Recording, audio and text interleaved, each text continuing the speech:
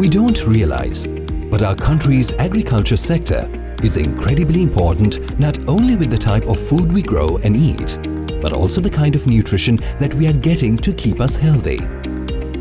As with any relationship, the one between agriculture and nutrition has many gaps and room for improvement in order to ensure that we get the best quality nutrition.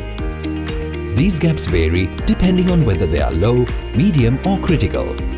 At the very onset, it is important to identify nutrition as an objective in agriculture sectors in terms of policies, strategies and action plans. But when there is a lack of engagement in policy and collaboration at multi-sector and multi-institutional levels, this causes poor networking and integration and limiting the ability to achieve adequate nutritious food and nutrition services needed to reach optimum health. With adequate recognition of nutrition as a focal point of the agriculture sector, our agriculture products and consumption patterns, food processing, marketing channels and enabling environments automatically become aligned with nutrition outcomes and lead to improvement of the nutrition situation in the country.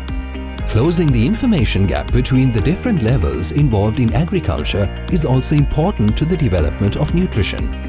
Insufficient information and knowledge sharing can directly affect the lack of focus on nutrition and the understanding between the agriculture sector and its direct impact on nutrition. Building efficient networking among related institutions, service delivery system and livestock farming community can lead to a better performance in the local production capacity and export markets, which will enhance the income of the producer. This also influences collaboration between the various institutions and frameworks involved in the system and reduces the overlapping of mandates, identifies information lapses, and ensures production and availability at the optimum level, thereby affecting our ability to buy and consume good quality food. What happens if there is a mismatch between the access to nutrition and availability of nutritious food? This can have serious implications not only on obtaining a nutritious diet, but also affect other parts of the production chain. Statistics show an alarming disparity between consumption and production of certain food groups such as dairy and pulses. On the bright side, this allows us to identify the gaps that require attention. Underutilized home gardens, irrigation, water and other resource-based challenges to production, which can be tackled in order to ensure that supply can meet demand and nutrition can ultimately be available to all. But it's not enough to be able to produce and provide people with nutritious food unless they are aware of its value. Food literacy is an important aspect of the nutrition information agenda. Studies show that most people consume certain types of food not knowing its nutritional importance, but based on their own personal beliefs of what is good for them or healthy for them. This results in food that is highly nutritious being set aside for more appealing or familiar food and makes it difficult for people to change those unhealthy food patterns. Sustainable food depends on the earth, water and other natural factors which are fundamental to its very existence. In a world where climate change is also affecting the environment, we need to take better and more creative steps towards the management of natural resources. The mismanagement of these resources can challenge the sustainable and long-term system of mainstreaming nutrition through the agriculture sector. Soil, water and irrigation, home gardens and traditional agriculture practices should be observed and continually developed in order to maintain a consistently high-quality supply chain and production chain. When natural resources are mismanaged, nutrition suffers through the lack of accessibility and availability of certain foods.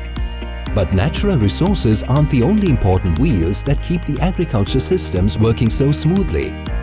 This system depends on the farmers, workers, fishermen, producers and sellers who also depend on agriculture for their livelihood. While they provide us with the food we need, we have a duty to empower and protect them, especially vulnerable groups such as women who work in the agriculture sector. Poor political representation and less representation in an official capacity can harm women who are usually severely underpaid compared to their male counterparts around the world. This lack of visibility and representation challenges their rights, dignities, and does not provide a platform for their grievances and concerns to be heard.